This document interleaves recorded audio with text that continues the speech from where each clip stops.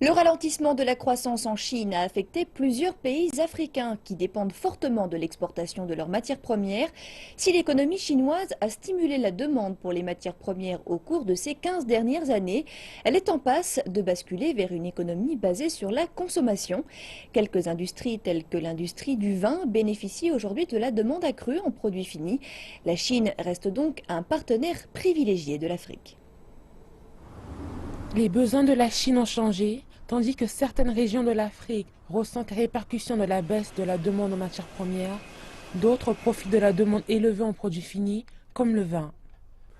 La Chine et Hong Kong combinés consomment le plus de vin rouge dans le monde. Cela étant dit, nous devons prendre en considération que 80% du vin consommé en Chine est fabriqué en Chine, ce qui fait de la Chine la 5e région productrice de vin dans le monde. La Chine est devenue le 6e plus important marché de vin pour l'Afrique du Sud, avec 11 millions de litres de vin exportés tous les ans.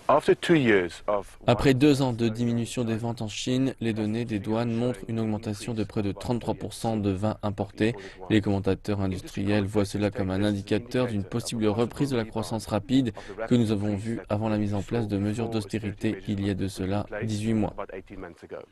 Avec le ralentissement de la demande de vin de qualité de l'Europe et des États-Unis, les vignerons sud-africains ont réalisé qu'il y avait une opportunité pour des vins à prix modéré en Chine.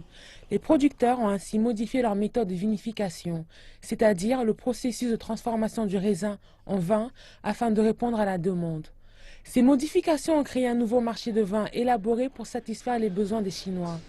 Il existe toutefois des risques, notamment si les consommateurs chinois réduisent leurs dépenses. Une croissance et un intérêt pour le marché de masse et cela est intéressant pour l'Afrique du Sud, vu que nous pouvons assurer l'approvisionnement. La Chine est un marché en expansion, mais les experts commerciaux nous avertissent que le vin n'est pas une exception dans ce qui a provoqué le ralentissement économique.